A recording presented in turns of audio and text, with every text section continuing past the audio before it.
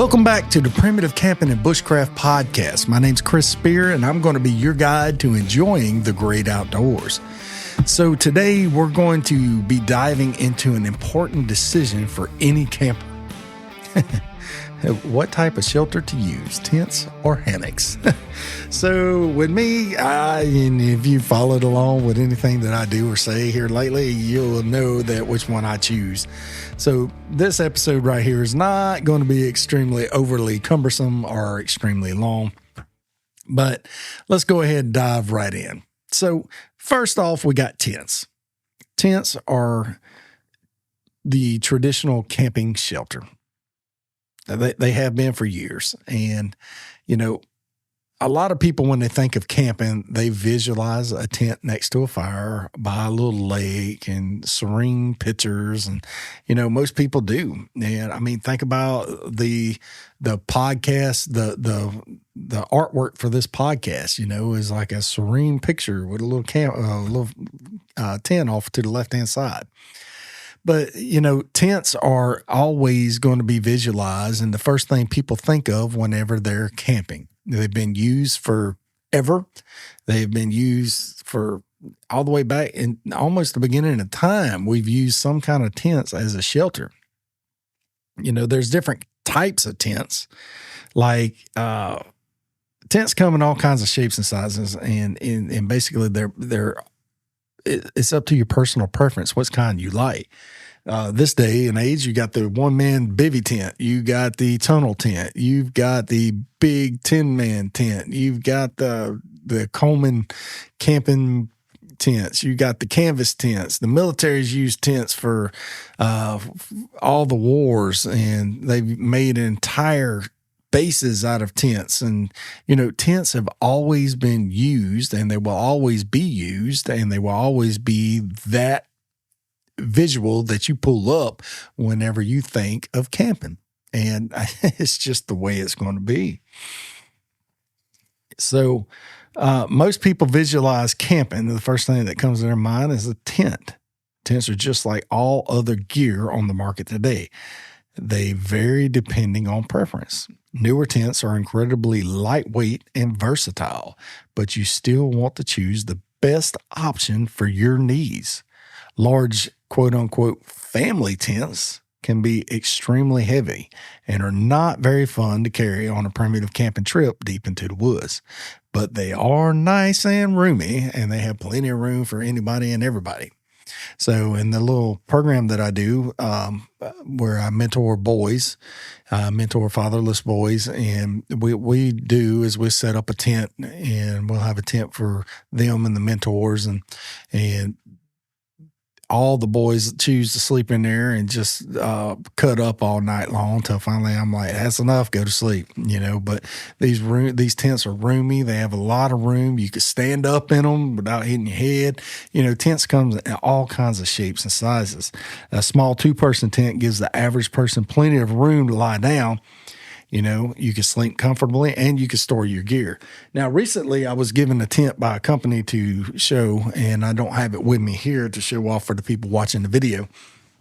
But it was a tunnel tent, and I was like, what is a tunnel tent, you know? And so I started putting it together and, you know, getting it ready for a camping trip. And so I was going to test it out. And we got out there and started putting it together. You had this little tent with this little other cover that comes out and extended past it. And then you put this little floor down, and you have plenty of room for all your gear. They had a sleeping section, then they had a gear section, and it was pretty cool. But tents are just never have been my thing. You know, you got family tents that offer all kinds of roominess, but they're extremely heavy.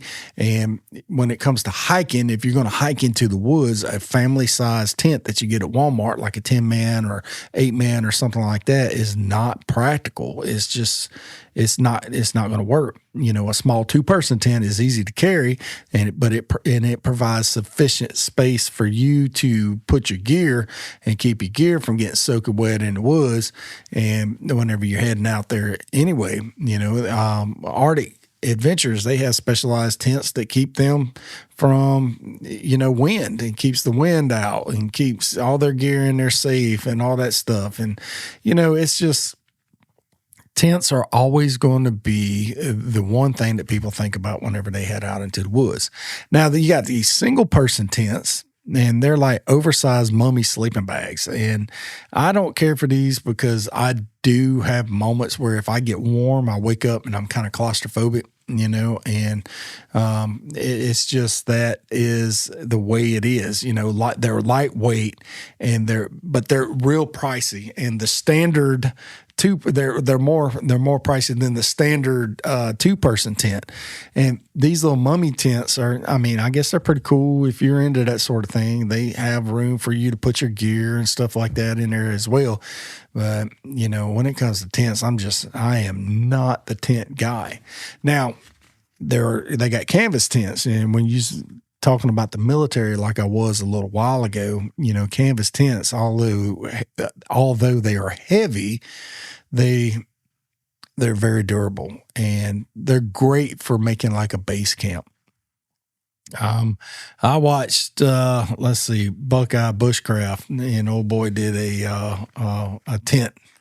I believe his tent was, Jake, I believe his tent was canvas tent, and he stayed out there for like 20 some odd days or something till this massive storm come through and it was gone. But it was pretty cool stuff. But, canvas tents they were used during, the Vietnam and World War II and World War I and all these wars. They've used canvas tents. Now they have different specialized materials that they use. Like whenever I got out of the military, we used to have the what would they call it? EMEDs, emergency medical shelters, whatever. And these things were like there were components. So you have one that you could put them together, and it's kind of like a Lego block. You had this Lego block, which is your base layer, comes with this amount of equipment, blah, blah, blah. And you have 10 or 20 guys on a team. They come out, they put this up, and they can have this whole tent installed in 8 hours, 6 hours, something. I forget the time frame. But you put them together. Then they had add-ons where as each individual group comes in, they put these tents together, and it makes an entire hospital out of these tents. And they were called Alaska tents. They're pretty cool. They had an arch on them. They had a cover on them. They had insulators, and you could put insulation in there. And these tents were pretty cool. They had a big old floor that you put in up underneath there. And when it rains outside, it goes up underneath. They had drains. These tents had it all. And I think they use them for different things as well. But, they've had these tents, these Alaska shelters, what they call them, I believe.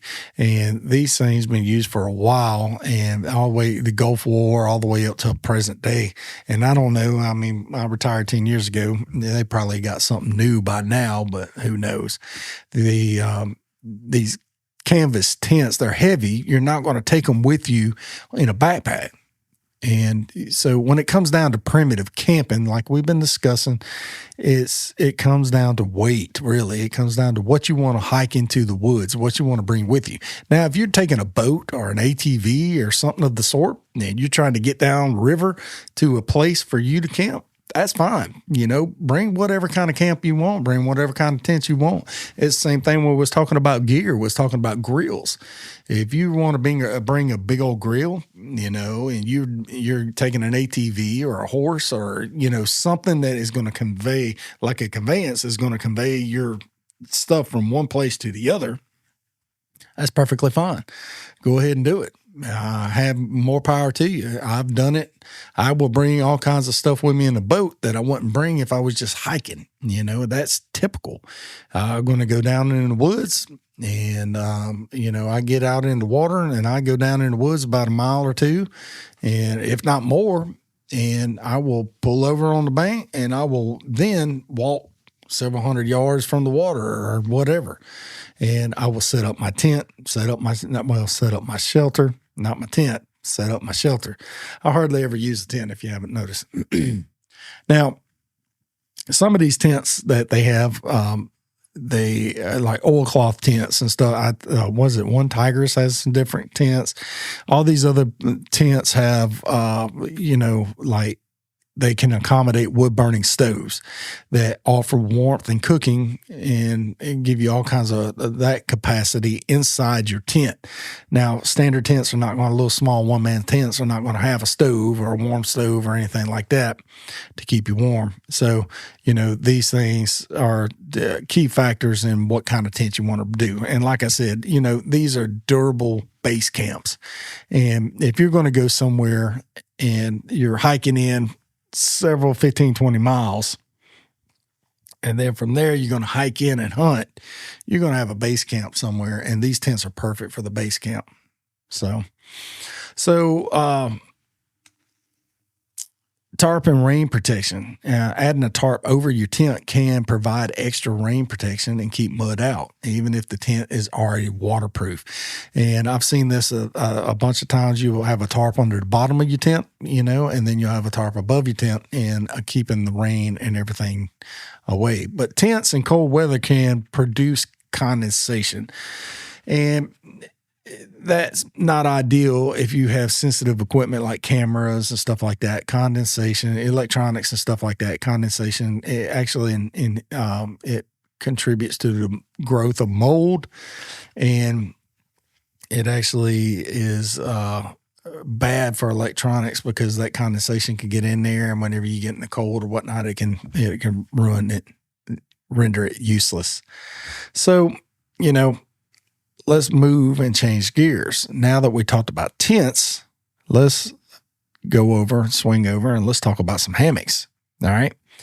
Hammocks are, I realize, right before y'all start eating me up, I realize that hammocks are not going to be 4-season camping gear items, and I realize that because, down here I could use it for 3.5 seasons of the year.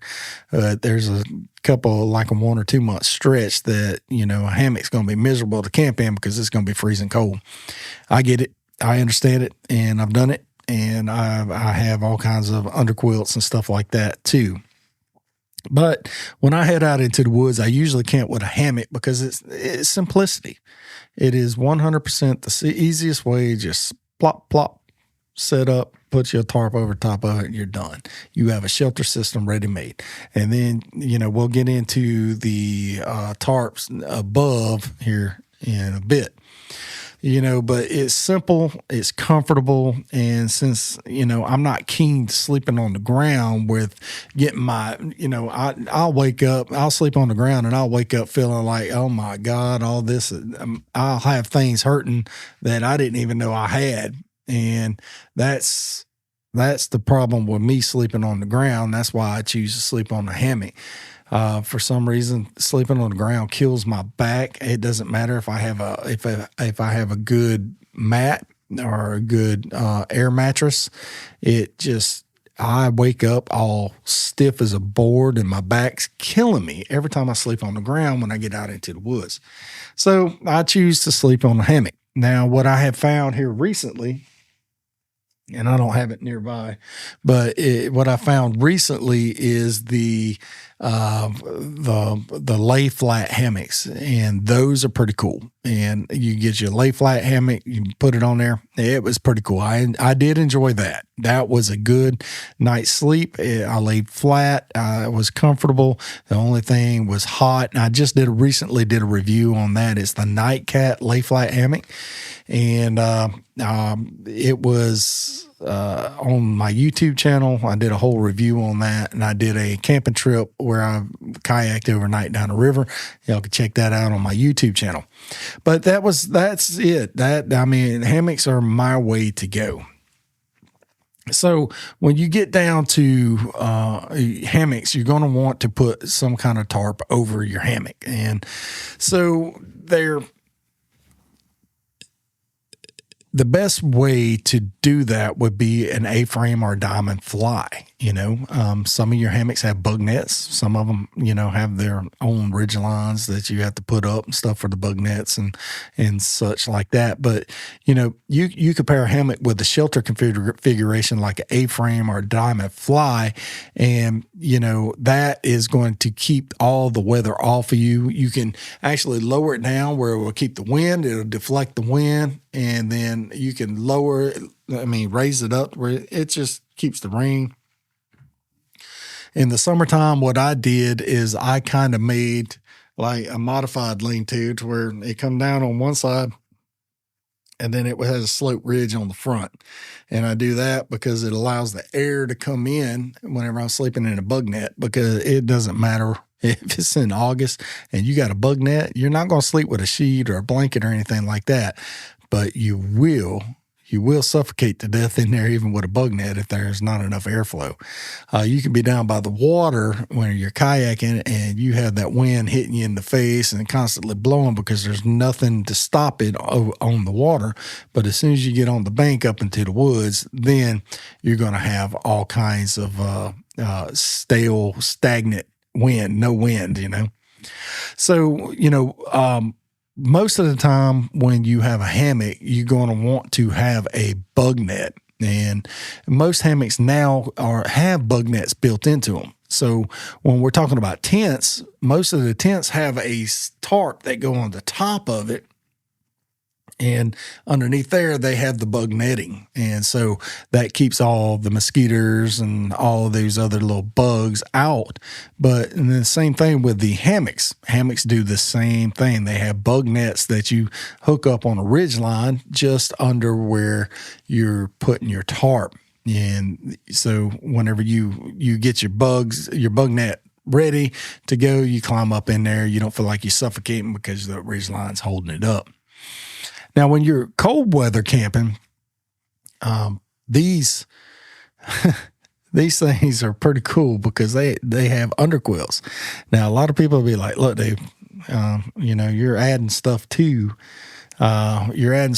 this now, and you're adding weight to my backpack." But no, not really, because an underquilt is extremely lightweight, and it really does help in whenever you're cold weather. So remember earlier when I talked about how you can camp out here 3.5 out of 4 seasons? Well, with a underquilt, you can actually camp all year round in a hammock. Now, what I've done with an underquilt before, and I camped out where it was like, in the teens, is I'll put the underquilt on and then I'll have a wool blanket underneath my back. I'm laying down on a wool blanket and then I'll cover up in a wool blanket. And that will keep you nice and toasty. And most of the night I had to take the wool blanket on top of me off a little bit just to cool off because it started getting a little too warm. But a wool blanket with an underquilt is an amazing thing. Underquilts, in colder weather, an underquilt is an essential for keeping warm while sleeping in a hammock. If you don't have an underquilt in cold weather while you're sleeping in a hammock, that you're going to be zapped. It's going to take all the warmth out of you. That air is going to flow right up under you. What's it called? Induction, convection, something like that. I forget the word. It's in here somewhere. But it is going to actually zap all the cold air or the warmth out of you. Same thing with sleeping on the ground in a tent. If you're sleeping on the ground and it's kind of cool outside and you're not sleeping on a air mattress or some kind of insulative mattress or pad, that ground is going to suck all the warmth out of you, and you're going to freeze to death. So, sleeping position, when you're in a hammock, you want to lie diagonally in your hammock, and that's going to eliminate most of the curve that people find uncomfortable. So if you lay down in your hammock and you're laying diagonally, it's going to take some of that banana bow out. A lot of people are like, I don't like sleeping in a hammock because it really makes me feel like a banana. Well, if you lace it catty-cornered like that, it's going to actually eliminate that curve. So comparing tents to hammocks. All right. Protection from the elements, both tents and hammocks, when paired with a proper shelter configuration, provide equal protection from the elements. So if you're out there with a tent, you put a tarp over your tent, it will actually help keep it even more. You can use a tent without a tarp over it, absolutely, but you put a tarp over it, and it will actually be better for you in the long run. And the same thing with, the key difference is that tents can be staked to the ground while hammocks rely on guy lines for tension. So, your tent is going to be staked to the ground, and your hammock is just going to have guy lines holding your tarp to the ground. So hammock shelters, you have to, like I just mentioned, use guy lines, and they help stretch your shelter wider or narrower depending on the weather. So the typical guy lines are about 6 feet long, using overhand loop knots, which I like to use, or bunt line hitch to secure them. I typically use overhand loop knots because I know when I'm attached to a tarp, that is going to be attached to that thing permanently, and not permanently, but semi-permanently. I'll have it on there and it'll stay on that tarp. And then the guy line, I'll be able to make tensioners, which is going to hold my tarp in the area that it needs to. So let's talk about knots. So I use an overhand loop knot to attach one end to my tarp. And then the other end I put to a stake, and I'll use a bunt line hitch or, something, a taut line hitch or something like that to actually, secure my fly over my hammock. And then for a tight, secure guy line, I use a prusik knot with a toggle. So on my guy lines, I will put my ridge lines. I'm sorry. On my ridge lines, I will use a prusik knot with a toggle to hold my tarp to that ridge line. And then my guy lines, I will actually use overhand loop knot and then a taut line hitch, and that will hold that thing down and keep it in the configuration at which I want to keep. Now, when we get out into the woods, there's some things that we're going to have to know, both tents and hammocks have their advantages and challenges. The right choice depends on your personal preference and the camping conditions. You want to really decide which one you like. My brother cannot stand a hammock. I cannot stand a tent. I will sleep in a tent if I got to, but he will not sleep in a hammock. He can't do it. So we're going to get into the next episodes here. We're going to get into deeper and more advanced camping shelters. So let's go into that. And the next one, I believe, we're going to start going into more knots. And I mentioned the prusik knot and the guy lines and the ridge lines and stuff. So I believe in the next episode, we're going to actually tell you how to make these knots, how to use these to set these up for your tarp shelters, for your tents. Now, coming up in a couple episodes after that, we're actually going to go step by step, and you can follow along in the book, Primitive Camping and Bushcraft, but we're going to go step by step how to make certain shelters out of the tarp that you brought with you into the woods. And we're going to use these knots that we're talking about to do this.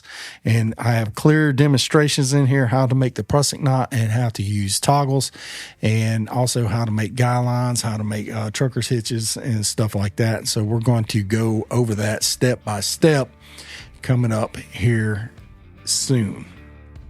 So if you're interested in learning more, make sure you go by and pick up a copy of the Primitive Camping and Bushcraft book. It's available on all major retailers, and especially Amazon. So if you're interested in that, and if you're watching on YouTube, I should have a link in the description for the book. Same thing with the show notes for the podcast. And I hope y'all found this somewhat helpful. If you did, go ahead and hit that like button. Go ahead and leave a rating for the podcast on whatever podcast provider you're listening to. Give it a thumbs up and just let me know how well it's going. Leave me a comment and let me know what's going on and what you think. So, all right, next time we're going to get into some more advanced techniques, and I will see you then. Thank you so much for joining me. God bless you.